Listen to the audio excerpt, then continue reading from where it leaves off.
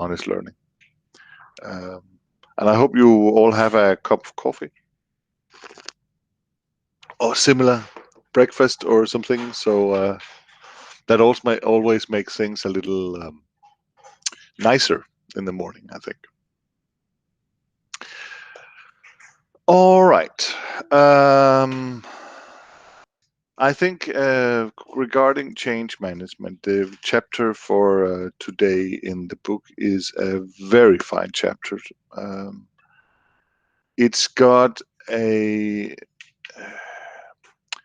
it's got a deficiency that many chapters on change management have, and I'll return to that. But that's about very often change management as a discipline views organizational changes and change projects as something that needs to handle resistance against change, and therefore it often focuses on negative responses and behavior in change management, and that actually can lead to. I mean, think about if you have that approach as a project manager out there in the organization, you come out with an approach and saying, "Okay, this is going to be hard.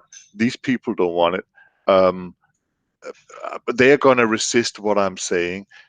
Then you will have an attitude that would probably encourage that kind of response, which is exactly what you do not want. You would like to have happy, enthusiastic, allied that would take the ball and go the way you propose, um, with expectation and joy. Yeah, in an ideal world, obviously. So, and that's as we know, usually is not what happens. But what I'm saying is that perhaps the attitude of the change manager is of significant importance, and that has.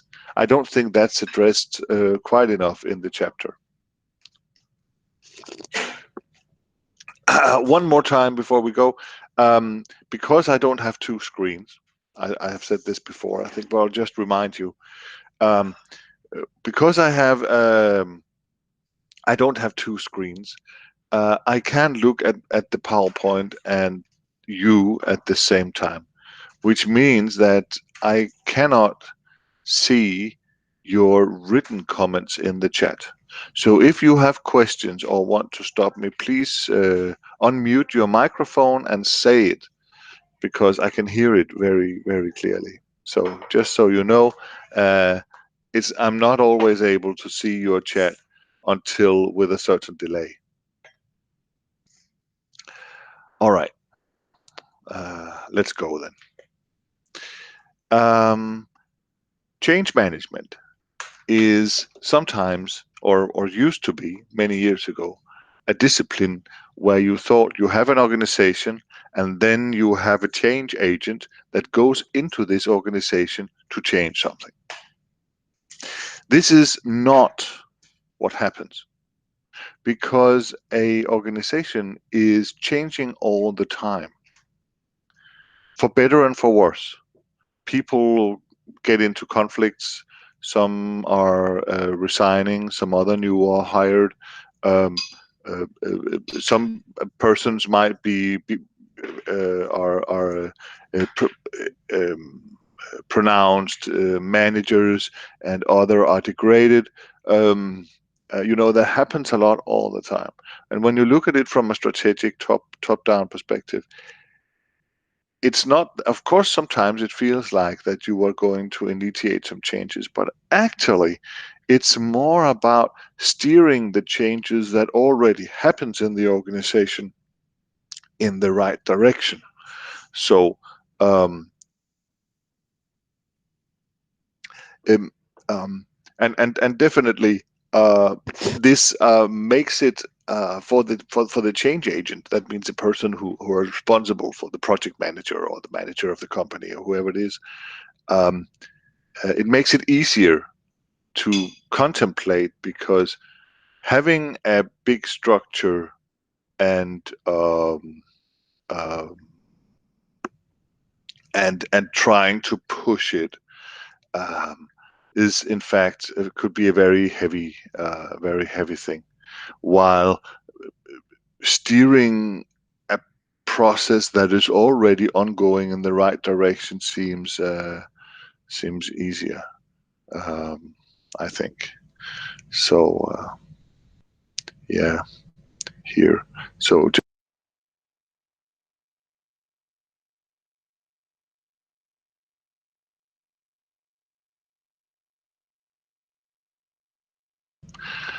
I'm sorry.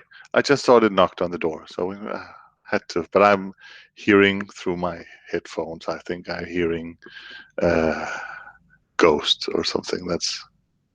That happens when you come in my age. And all right. So organizational change. Um, one thing is if the uh, organization is changing already. Another thing is and I say a innovative or uh, project organized organization is obviously easier to change because they change all the time. They do um, adjustments and changes all the time. So, um, so that's one thing. The other thing is how deep the organizational change is supposed to go, because what does it I mean if you really have deep changes, it's obviously much more effort than if it's just a surface change. I mean, you change offices, or you want people to sit in another way, or you change computer programs, but not in a way that you change the workload. You just upgrade the office package or something. That's of course changes, but it's not changes that really is very difficult or very um, concerning. And luckily enough, most changes are like that.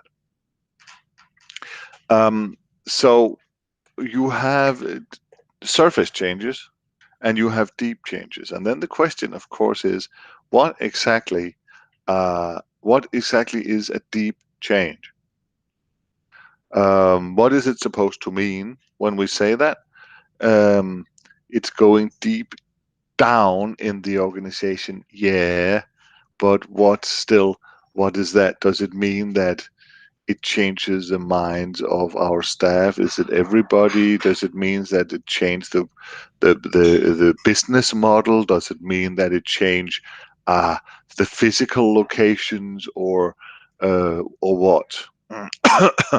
And here is the thing: there's make a lot of uh, models and considerations on exactly what that means. And very often, I mean, uh, model I have here is taken from the book. I thought that would be appropriate to take from the book.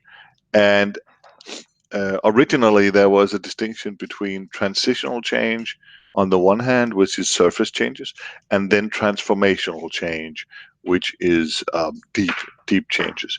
But as you can imagine, there's many degrees of that. So on the surface, as I just said, it could be um, um, uh, small restructuring, focusing on making the things more efficient, but not changing the focus on efficiency. It could be um, changing some ways people sit or work. Um, we can also get into more deeper. For instance, you begin gradually to centralize the organization and then decentralize the organization. When you have it as a surface change, it's not the organizational structure you change at once, but what happens is simply that managers begin to delegate more tasks onto the staff. That's a decentralization. So you go from some kind of autocratic leadership or management style till some kind of um, delegating or supporting uh, management style. um, then you get the down the hierarchy here. You could have, I mean, I don't know if I think that this idea of shallow makes sense, because shallow would be, as in my mind, surface changes. But you begin to reallocate resources, um, um, or change the business planning. Here it says improve business planning, but improvement or uh, degradation, that might be a matter of perspective, I think. So um, it's changing, at least, the way we plan for our processes. And um, um, the reallocation of resources is actually some kind of organizational change. You want to have some apartments to do more things, and you want to cut others away, perhaps. Sometimes you cut others completely, like saying we usually have a human relations staff, but now we don't want that anymore. Then we can go one step deeper. Well, that's when we're talking about a really change of leadership. That means, and that's not situation-based leadership. That's when we, in general, would be more autocratic, or in general be more delegating, simply based on a strategic decision. So, um, and then of course we could have goals, new strategies. That's what's called here change of the organization's definition of success, creating new goals, objectives, and target. But when you do that, very often you change your planning, which means that what they're really talking about here is what we have been calling strategic thinking, right, or strategic planning. Um, So now, then you can go into even more deep um, uh, changes, like changing in the mission, vision, and values. So you could say we make a new value foundation, or we change the mission is sort of self-identity of the company. We change who we are. For instance, we usually was a toy making company, but now we are beginning to make computer games, both for kids and for adults. So in that sense, you could change, you change the self-identity, and that could be a very mm, radical step, because your employees would typically define themselves as a member of your organization in accordance with, especially the missions, sometimes also the vision and the values, but especially the mission. Think legal. Uh, we are making educational, healthy toys for kids learning. Or think about UCL. We are an educating uh, uh, college, right? We educate for professions and business, and then suddenly, perhaps there is a minister who says now you have to make research and knowledge centers and stuff like that. And then a lot of people would respond with there we have the resistance against change, because they would say that's not what we do, that's not what we signed up for. So that's what I mean when I say that the more deep changes you are initiating, the more you could expect resistance against change. And then we could eventually have transformational shift. That's sometimes it's called paradigm shift, and I'm always a little hesitative using the term paradigm, and that's because I teach philosophy of science, and in philosophy of science, paradigms is a technical term. But here, we might just say that paradigms are the basic assumptions. Remember Edgar Schein's uh, culture model, where we have artifacts that we can see, and then beyond the artifacts, we have values, and then beyond the artifacts, we have basic assumptions. And you could say that um, this paradigm is the basic assumptions. It is the subconscious assumption we have about how the world is and what we are. And if you change that, um, you change the entire context of understanding what we do. Um, yeah. For instance, take the car industry that at some point had going from being, the big technological revolution to with which were making happiness and joy with people, and everybody was excited, and everybody hoped to borrow a car. To That now they are the big polluters, right? They are really killing the environment. They are the bad guys together with the oil industry, because the world would actually be better off if we had no cars, or it has to be electrical cars anyway. And even the electrical cars there are trouble with.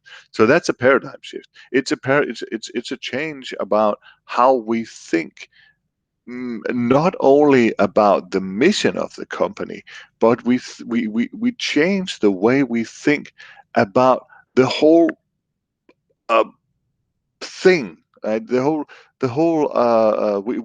have a different context to interpret what it is that we do, and we can understand why we formally had that, but this is very fundamental, and it very often leads to existential crisis, because it has happens on a personal level too. You know, sometimes you feel that you are the best student probably at UCL, perhaps in Denmark.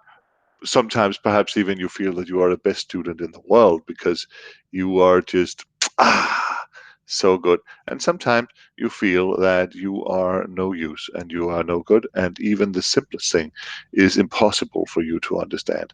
And I think that everybody feel this way sometimes. But what I'm saying is that this is sort of a way to try to understand what a paradigm shift is, namely that you have two very different contexts which makes you understand yourself, or the company, in a very, very fundamentally different way.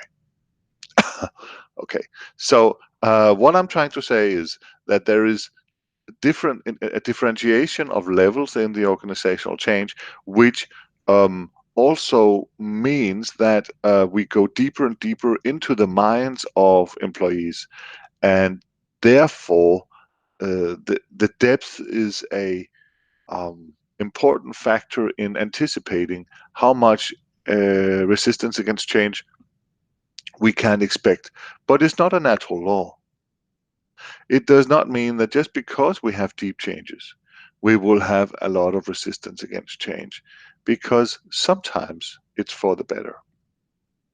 Sometimes people have been perhaps dissatisfied, and now a change comes that makes everybody happy. It's just not a story that is told that often, but I think it happens more time than we think.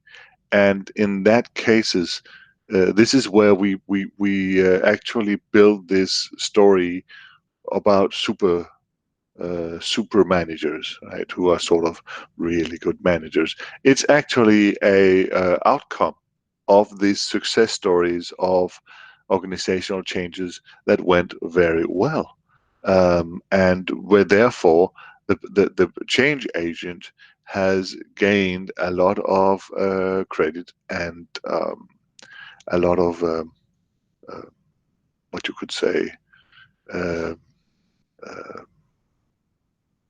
leadership, in the sense that people would be willing to follow her or him because they have seen that this guy can actually do some extraordinary things. All right. Um, sometimes uh, when you need to do um, um,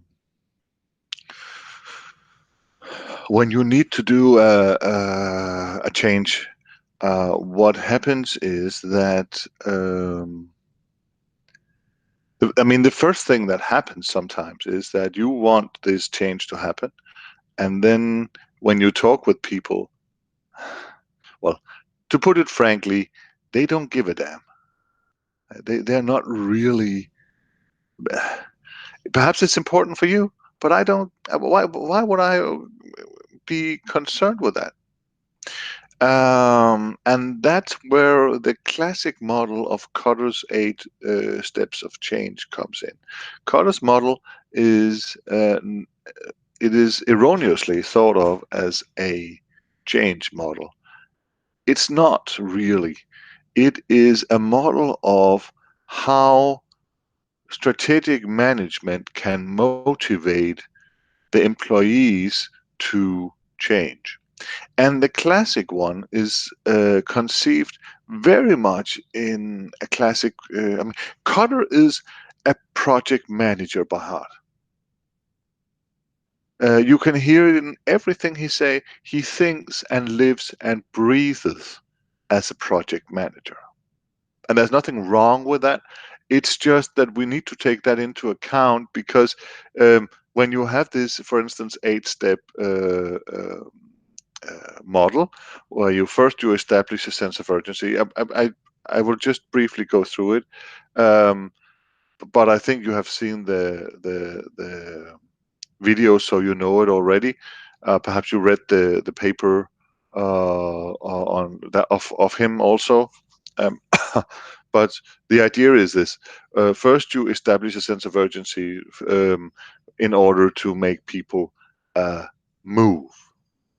That means you tell them this is important. And how do you do that? Well, you threaten them, basically. You tell them if not something is going to change, everybody's going to lose their job. Uh, you can produce uh, red ciphers in the bottom of the annual report, for instance. Right? We have a serious problem here, guys. Um, so sometimes this is also called the burning platform. That makes people move. Now, as one of my former managers said, establishing a burning platform amounts to detonating a cluster bomb in the center of the organization. And what happens is that everybody will run in all kinds of directions. So, as such, it's a very destructive thing to do in the organization. Then the next step is therefore to assemble these people. Now they're scared if you do it right, and then you need to create a steering coalition, as you call it, a team that guides and drive implementation. Cotter's, as I said, Cotter's is steering coalition, and that also reveals his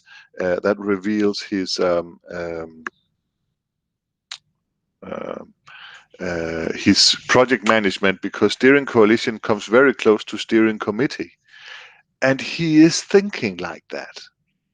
Just a minute. He's thinking like that. He's thinking as a steering committee that the project group, i.e., the company, can go to for help and support, and that can get resources. It's where we meet in order to get support. Now, so if you do that right, you need to have some very powerful people in that team in order to say, "Hey guys, this is a problem. We will do anything we can to solve it, and that make sure that all of us keep our job." Uh, if you support us.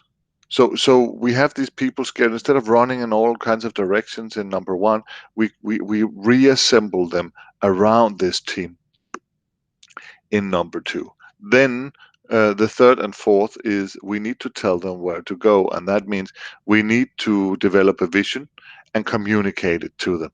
Um, a vision, as such, is a Cotter calls it many places a guiding star. That means a vision is not actually the goal we want to obtain. It is a sometimes a bit unrealistic goal that shows a direction of which we want to go. And very often, the strategic goals and the vision would be two different things, but the vision would take you in direction of the goal. So the vision could very often be a place where everybody gets a little more in salary, everybody has a little more a better job, the family works better, everybody's happy, things like that. Then you need to communicate it in a way that people understand it and buy into it.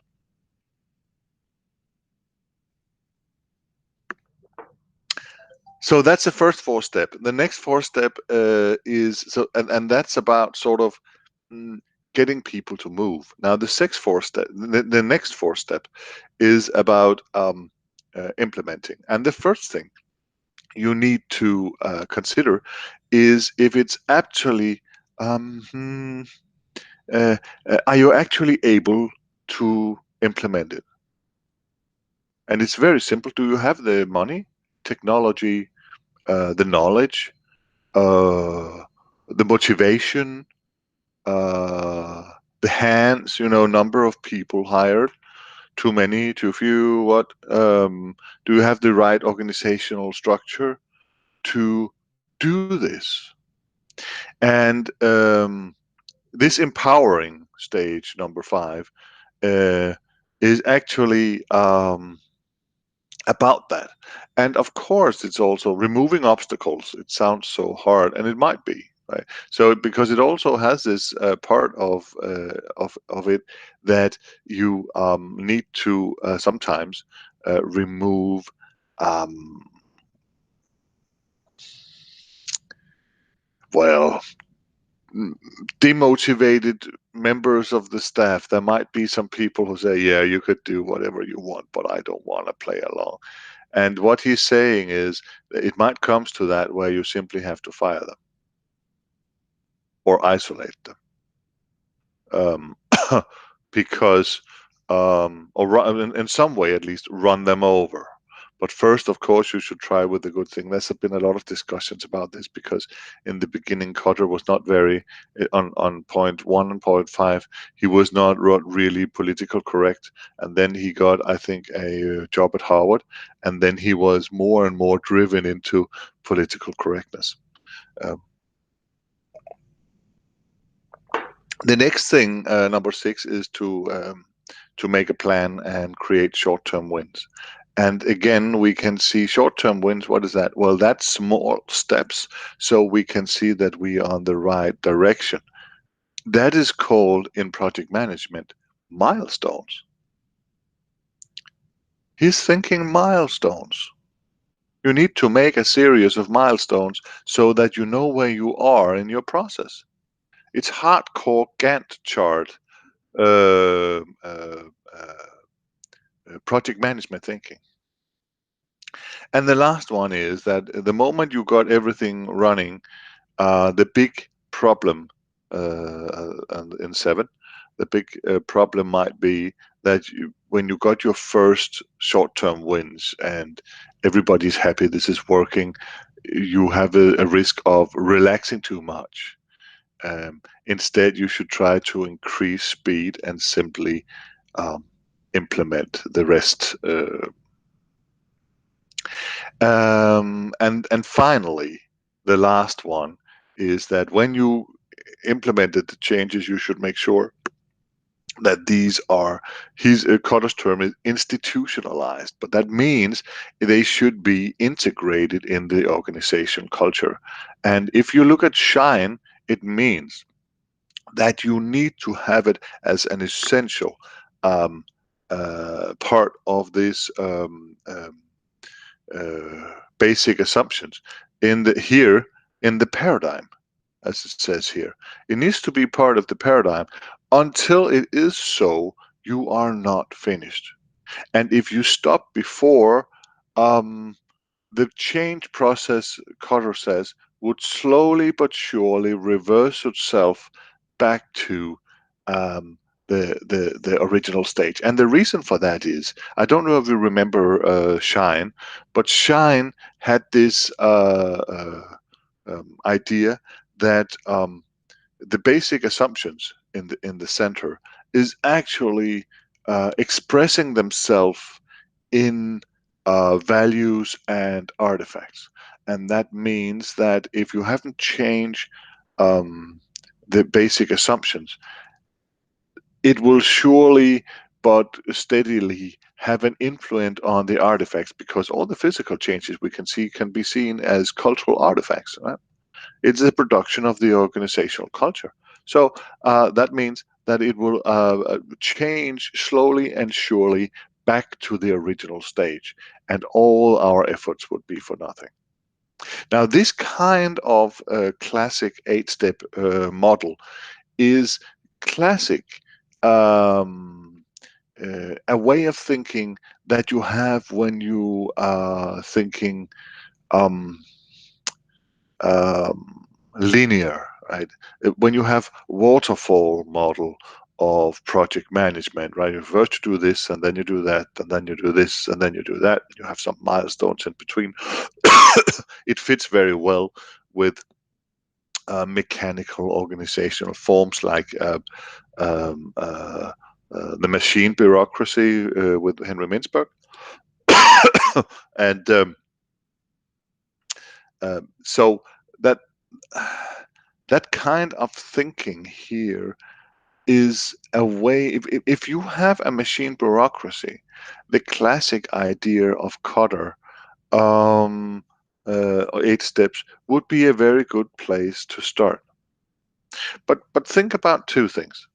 First, think if you want to make changes into a organization which is not a factory, or is not a factory style, then um, um, this model seems a little,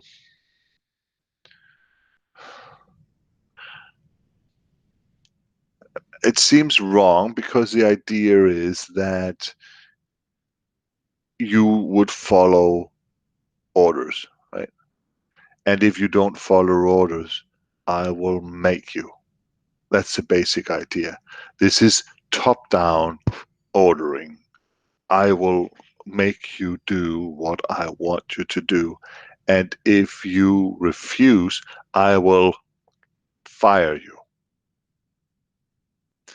Um, that's also at a time, there was a time 20 years ago where this was very often thought. But suppose now, I mean, what they found out is that there are other things that perhaps is more at play in modern companies that it was 20 or 30 years ago, and also that we have beginning to have a generation, what's it called, Generation Next, or the millennials, and so on. They just won't take it. Many of them, they won't have this idea that somebody comes and gives them orders. And you can say, well, they have to learn that. Yes, they do, but also um, um, we would like to hire them because they are the future of the world, and then we need to adjust to some extent the modern factors. Um, so um, I think it is 8 years ago, Cotter made a new book called Accelerate, XLR8. And what he proposes there is basically the same. um, the same 8 step, but it's changed in significant ways. So I won't go through it step by step, because you can see, create a sense of urgency, uh, building a guiding coalition, making a vision, stuff like that. It's the same, right? But now he doesn't start from. He said, in many companies, the change doesn't start from a managerial decision. It starts from that there is an opportunity that arises inside or outside the company. Think of the corona. Um, to some companies, the corona has been a major opportunity to make a kind of business that they have never done before. Just think about all the companies that makes face masks. We have a company. I think I've told you this before, but we have a major company in in Omro that makes facial masks full time. I mean, they have a production line 24 hours a day. They make that. It's called the company is called Abena, and they also make all kinds of kitchenware and stuff like that. But right now, they are only making face masks, as many as possible, and they're sending it all to China. Um, and they are earning. I mean, I think this company is going to, when we get out of the corona, it's going to be twice the size as it is when we began. So, very often, the change doesn't start with that there's some manager who says, I want to do this, but it starts with that there is some kind of recognized opportunity that we want to follow. And that is then on that basis that we create a sense of urgency. If we have to make an advantage out of the corona, we have to do it now. I have talked with 3 different companies where I said, you have an opportunity to do this. And 2 of them said, yeah, we'll wait and see. And said, you don't have time. You can make a business out of it, but you have to do it in the next 2 weeks. And if you don't do it in the next 2 weeks, it's over because someone else will do it. And they didn't. Well, one of them did, but 2 of them didn't, and they are just in a situation as many other companies where the corona is a problem. Uh, so anyway, you create a sense of urgency. You build a kind of coalition. You make a vision, so you tell people where to go, and make a direction, sense of direction, and then number 4 comes in: enlist and volunteer army, and that's a very it that's a very radical new way of thinking in management. And I think if there is one thing that is really the big new thing in the accelerate model, it's number 4 here. Carter thinks that we all know that people are able, if they think that there is a just cause, they're able to volunteer their time, even though they have a full-time job and they have kids or they have hobbies and stuff. If somebody comes with, a just cause, saving the uh, uh, life of some people, saving the world, doing something good for ecology, something, sustainability values, very often people, if it's concrete enough, would go out of their way for doing it. And if you ask them then if they want to have money for their services, they would not only reject it, but they would be offended. I didn't do this for money. I did this for you. Now, we all know that this is the case, but Carter, he said, think about how many people that is actually aiding any company voluntarily. And one of the best example is that when you work in a company Suppose you have a spouse or a boyfriend or a girlfriend or something, and then you come home, and then over dinner you sit and talk about your work. How was your day, honey? Well, my day was, and then we worked with this problem.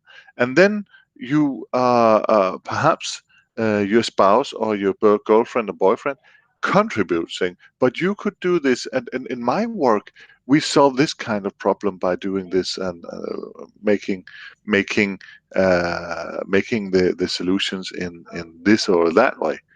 And they would say, wow, we can try that. And then they will go back and and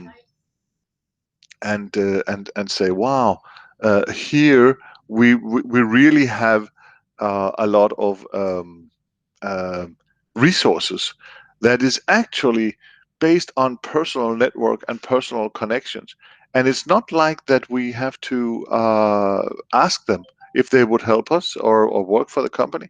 They will, if two things is granted. First, you need a personal friendship with the person in the company. Secondly, you need to have a branding of the company, that this is a company that works in according to sustainability values, and that the company is trustworthy and one of the good guys, sort of.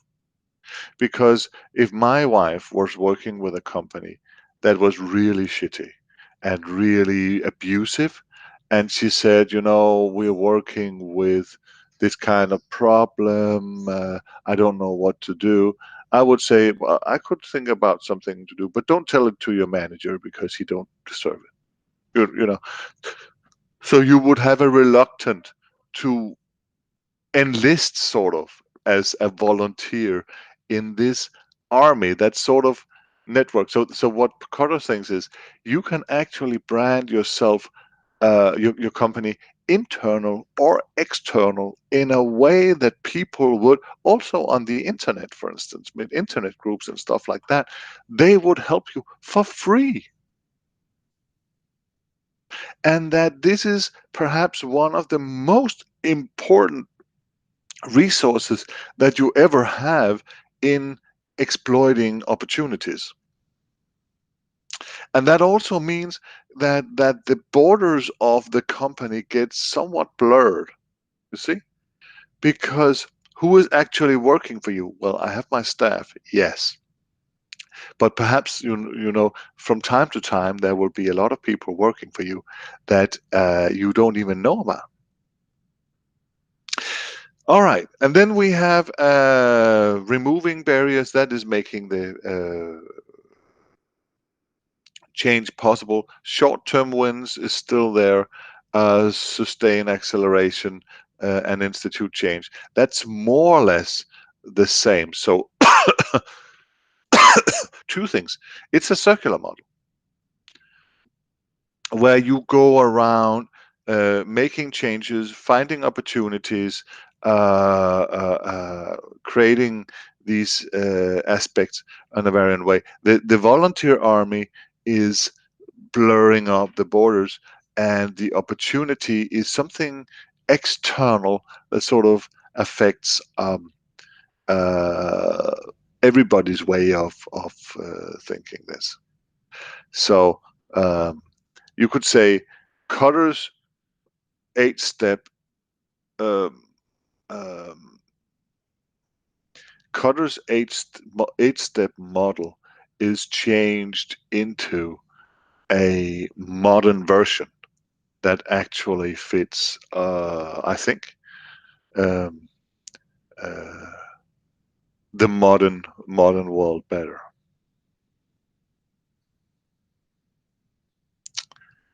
All right, I think that um, perhaps we need 10 minutes break.